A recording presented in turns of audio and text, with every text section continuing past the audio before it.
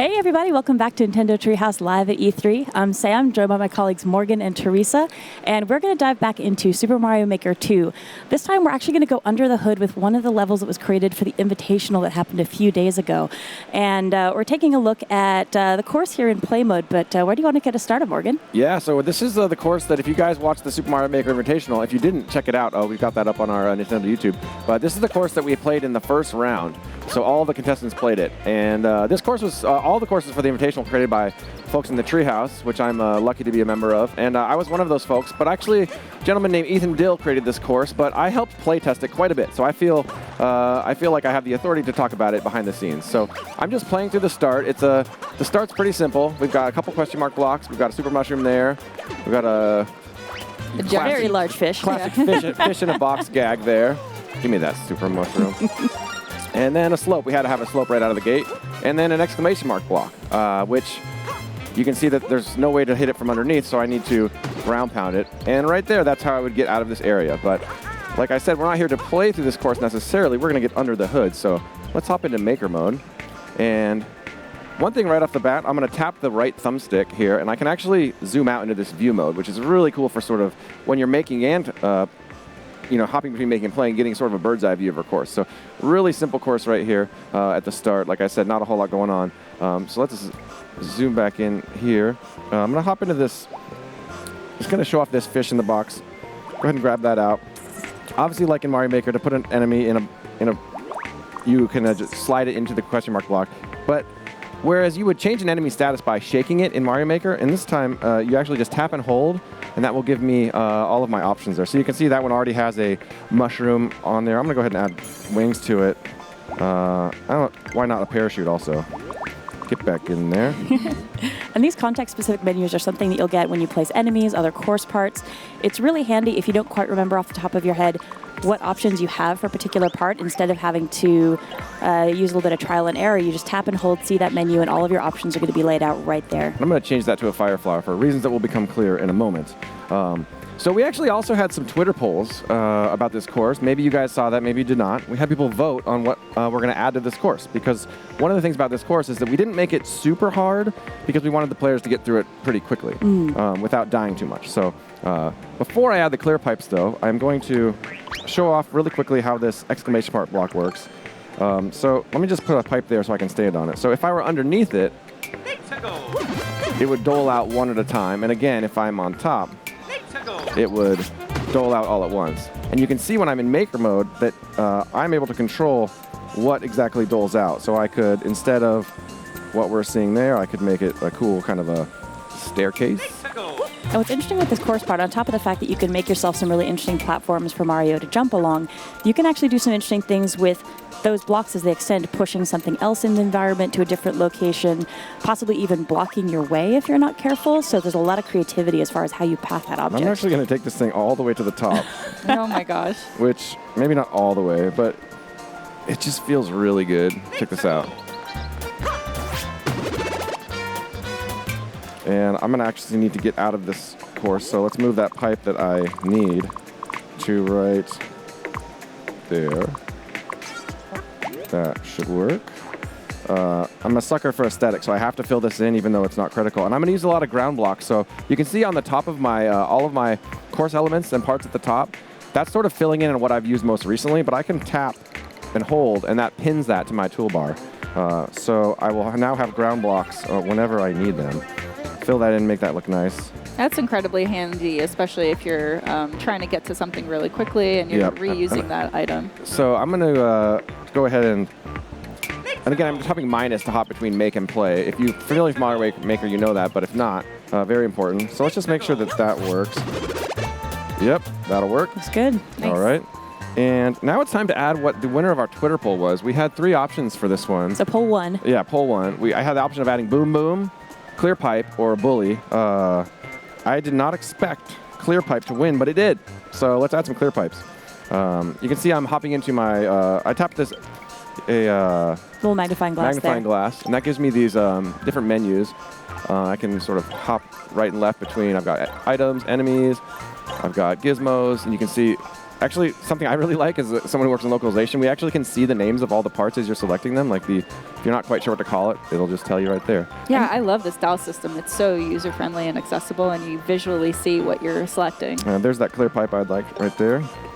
So I had this idea. I was actually talking to Ethan back in the treehouse this morning about what to do with clear pipes because, again, I didn't necessarily expect it to win. And what I'm going to do is actually, so check this out. So I've got this clear pipe sort of surrounding the exclamation mark block. I'm going to get rid of these Goombas for now because I don't need those guys around. And I'm going to take a Spiny and set him on top of that block that I need to get to. Let's see what happens now if I go into play mode. So now this Spiny is a little like, dangerous. It's his own personal roller coaster. Yeah, so now to hit that block, I actually need to... Oh, nice work. Well, why have just a regular size Spiny when you could have a... Let me tap that guy. I can make him a big guy. But why? I think that'll still work. Oh, yeah. Oh, my God. That poor little guy's kind of getting a little dizzy in there. Yep. But actually, let's actually wipe out this clear pipe. I promise there's a reason I'm doing this. Actually, let me pin that clear pipe, too, so I have it. So let's actually add 2. Whoa. Well, it's interesting that we showed off during our first segment with Super Mario Maker 2 as well. On top of being able to use these clear pipes to get yourself around, get enemies around, you can actually toss fireballs in there as well. So it really is worth experimenting with this course part. There's some really interesting things you can do as far as getting a whole bunch of stuff moving in a course at one time. I'm actually going to go back to my original plan because I actually liked how that felt. And yeah, I want to show off that that fireball you just mentioned. So what I'm going to do now, so actually this looks like it's totally playable. I've already tested that going up to the pipe. Let me just zoom out. We can see another section of the course. Don't mind that. We'll get to that later. I think it's actually playable right now. So I'm going to actually tap, not tap minus, but I'm going to press and hold minus. And that'll allow me to play the course from the start as if it were brand new, which is important for getting the timing right of everything sort of loading into the course properly. So let's go ahead and grab that fireball we mentioned. Slide down. And now I could work on that timing if I want, or I think I can just go like this. That looks pretty cool. A little added flair. I thought they might take him out, but I think they actually have to be in this. I think to take him out, they might have to hit at the same time. So, you know what? Let's get out of here. This is already too crazy. Maybe I didn't need these fireballs after all, but it works. Iteration is what Super Mario Maker is all about. Yeah. So you trial and error, you see how things work. And that was actually a big part of the development process of the Invitational courses. Folks in Treehouse working on them, adjusting them, but then you always need fresh eyes to try them out and see, okay, how's this working as far as difficulty curve? We play tested these courses so many times. So right away, you drop into the second part of the course, and this is kind of where the Invitational really got exciting because the players would pop out of this, and they'd have an immediate left or right choice. And if they were paying attention to that first exclamation mark block, the reason that we made you ground pound it so you couldn't hit it from the bottom is that so if you're paying attention, you would immediately start doing this to advance more quickly. But if you were just to tap the bottom, it suddenly becomes a lot trickier. And although Abdallah won in Mario Maker Invitational, the Dragon Feeny actually had the fastest time on the first course. And I went back and looked at the replay of her run, and the reason that she made up I think she beat him by about 30 seconds is on this section, she immediately started ground pounding. She didn't miss a beat, remembering that you can ground pound to get up this section more quickly. That's right. I remember those. And not that he didn't do that as well, but she just really took straight to it. And the players that didn't complete this section, Yellow Killer Bee and the Completionist, they actually didn't quite get up this section as quickly as you can see. I did find it really interesting that everybody took the right-hand path. You gave them a choose-your-own-adventure situation. Yeah. I don't think anybody went left first. That's how I would have gotten to the pipe. I'm intentionally falling, I swear, so that I can show the other side. The other side is a little trickier. It actually is deceivingly easy at first. But once you get up here, you can see that we've got these blinking blocks. And those blinking blocks don't require any kind of... I can't even show them. I said it was easy to get to them, but I couldn't even get to them. So these blinking blocks are just sort of blinking in and out of the course on a regular timer. You can hear the sound cue, and then you've got to do it quick enough to do.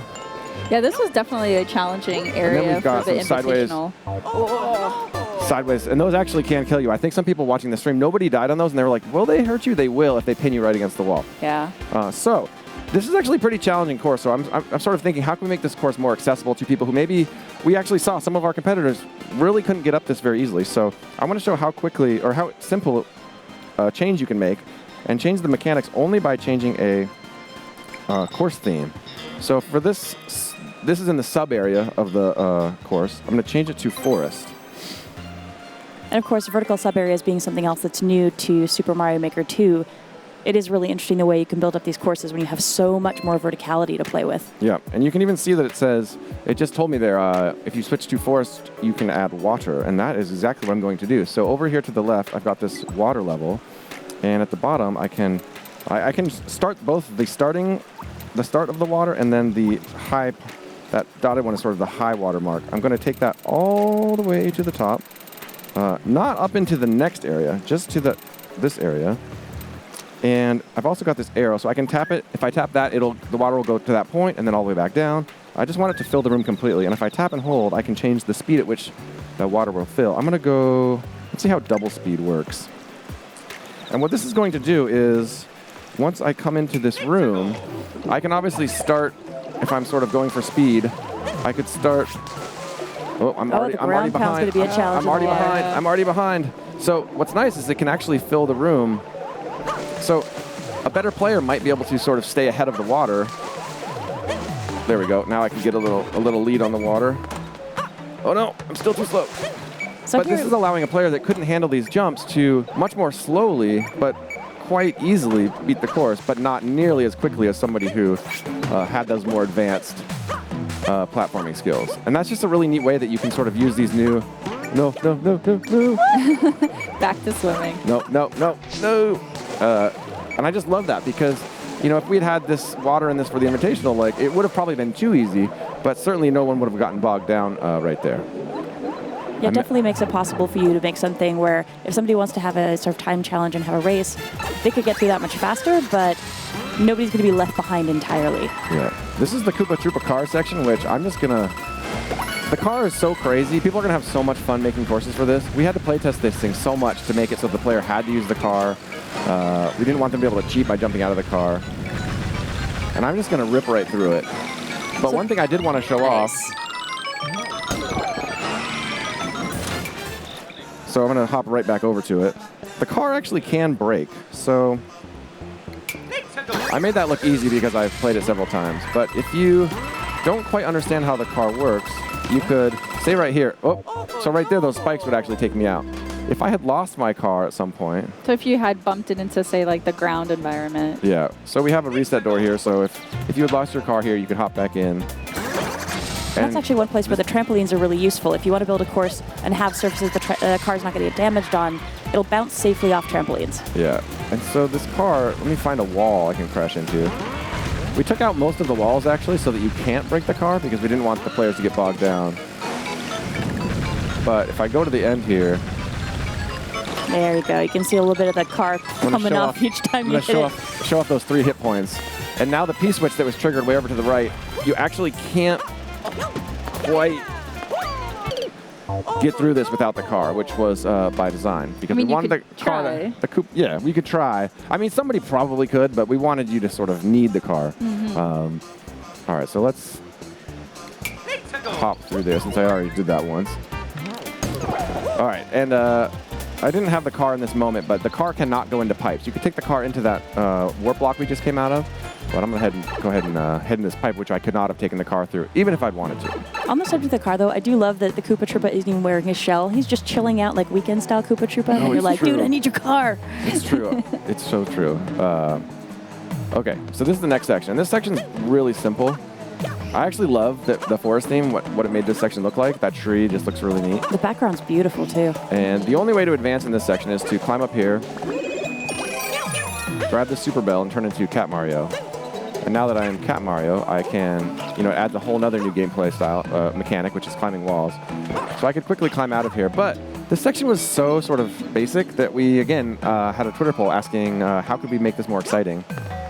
We had 3 options for this one. If you guys voted, you saw that we could have Hop Chops, Piranha Creeper, or Bonsai Bill. And Piranha Creeper won, which is exciting for me because it fits the aesthetic of this forest theme so well.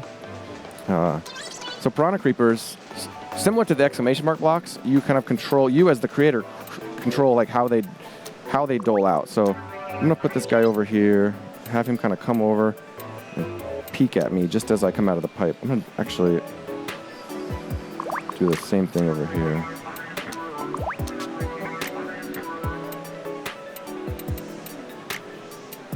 A little bit different on that one. Oops, I didn't quite attach him. There we go. So let's go back in the pipe because I want to see how these look when I actually load in the way you would.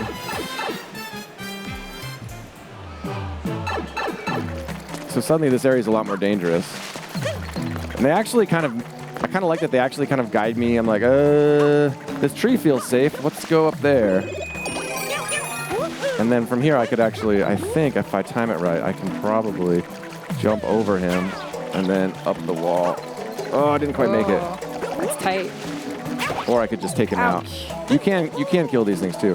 But if I tap and hold, you can also do blue Piranha Creepers. What those do is extend out to where you made them end and just kind of hang out. And I think the sound, it's almost like they're sleeping. You hear a little snoring sound? So let's change those back to purple. It's a little bit more exciting, I think. I'm going to make this one not so difficult. Since one thing I was doing, I should be able to now climb up, grab the cat suit, wait for him to go down, climb up, ooh, and get past there. Nice. This next section, I'm not going to edit this section. I'm just going to get past it. Really cool mechanic here, though. You have to wait for the snake block to fill over, to cover up. Oh, no! This was the part that also got the players at the Invitational, too. It was a little bit challenging to traverse both sides. If I jump to the left, I'll hit those springs. But if I wait for the snake block, I can really messing this up. I think it was interesting since the purpose of this was a speedrun competition. You gave them two options, the blue and the green snake block. So the green one is going to move a little bit more slowly, going to give you a bit more time to land those jumps. But if you really want to go for a faster time and you want to take the extra risk, you go with the blue side, it's going to go faster for you. Yep. Exactly. Oh, no, no. Why would I do that? Why would I do that? No. I'm stubbornly going to actually do it instead of cheating. Wait for it. Cover those up and over and up and over. Okay. Okay. I'm cheating. I'm cheating. I'm sorry, Ethan. Just for the sake of time, we're going to allow more. Go back and watch the Invitational to see how the players made it through that. Because we have a really important thing to do this last section. So last section has these two jumps, kind of challenging jumps, up to the big finish.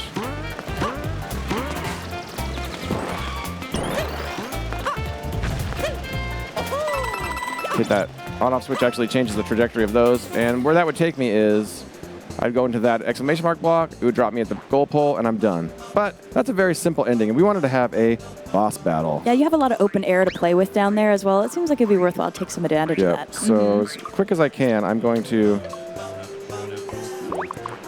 get out of the way there. I'm actually going to use this warp block. And this is where we get into our final poll result. Yep. I'm going to do some, I love it because I can do this zoomed out mode, and I can do some hardcore sort of bird's eye view editing. I can't add new parts when I'm in this zoomed out mode, but I can grab blocks like this and then copy those to help fill these big swaths of course really quickly, which is, whoop, bye-bye. And I don't even have to worry that I'm grabbing the exact amount I want. I'm just sort of, it'll fill in what's not filled in. Okay, I've got that's there. I've got a nice big open space. Zoom back in so I can actually change parts. We're gonna tap these guys in and out. Quickly give me some ground here.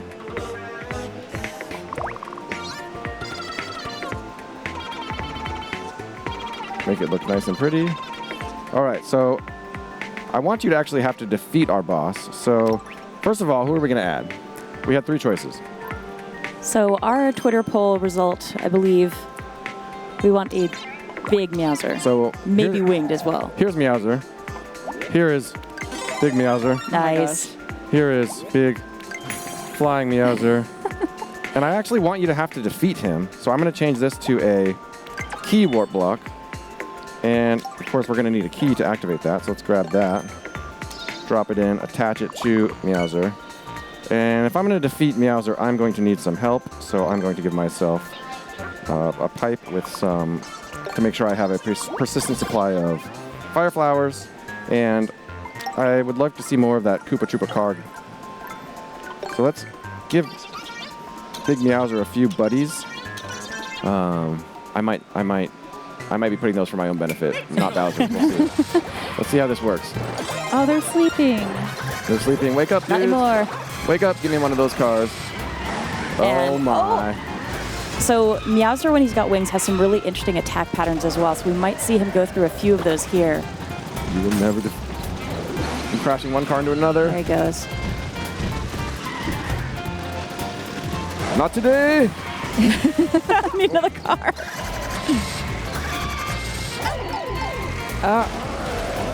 Is he going to do his ability? There we go. There it is. No, I got a car. Sucker. Careful. I need another fire flower. Where is it? Yes. Uh-oh. Oh my god. He's a little burly. I will Yeah, drive. he is. Oh no. Oh, grab fire flower. Fire flower, Go please. back. Oh, no. No. Oh my gosh. I was about to say, Morgan, you're running out of cars, but I know. you just ran out of lives. I think we have time for one more try, though. One more try. They're going to cut me off the stream, and I'm just going to be playing this on the stage persistently for the next, hour and ruin the whole stream. Oh. It's absolute madness and chaos. Oh. Get him. What's up now? Nice. Big Meowser. Oh. All right, I'm going to be smart. I'm going to be smart. Get my... Oh. Oh, he followed Oh you. my gosh. I'm going to jump out of my car. Back in my car. Back in my car. Oh, no, no, back in my He car. also has fireballs. My car has no wheel in the front. This is... It's still good. You got 3 wheels. You can make this work with 3 wheels. Oh my gosh. Everything's fine. Oh my gosh, Morgan. Everything's fine. Just everything's on fire, but it's fine. There you go. Okay, I believe in you. You can do this with fireballs. But this is actually without the car. It's actually giving me a chance to show off. This is what's cool about the 3D World style is it's 2D 3D World, but there's all these sort of effects that... Oh, yes. Yes. Good job. Got my key. You got a Give me little that. firework display too. Yes. Yes. Sorry, I got done, really sir. excited. No, dude, that was awesome. We're probably way behind now, but I don't care. I defeated all Big right. Flying Meowser. Hopefully that showed you guys a way that we took a course that we designed to be a little bit easier. Maybe not a lot of enemies. We added a boss fight. We made one of those parts that's really tricky, easier to get up. Showed off some of the maker tools. Yeah, I could go on all day, but I'm probably out of time. And we also made this interactive because of the poll, so we had Yeah. a lot of fun. Yeah, thanks if you guys voted on the polls. And thanks if you watched the Super Mario Maker 2 Invitational. If you want to see this course in action, go back and check that out. And some other really fun courses as well that were Yeah. in there. The finale's pretty Yes. intense. And that is about all the time we've got today. But Morgan and Teresa, thanks so much for coming up and hanging out. Yeah. Folks, I hope you enjoyed that. Please stay tuned. We're going to be coming back in a real quick break with some Daemon Ex Machina. So please stay tuned.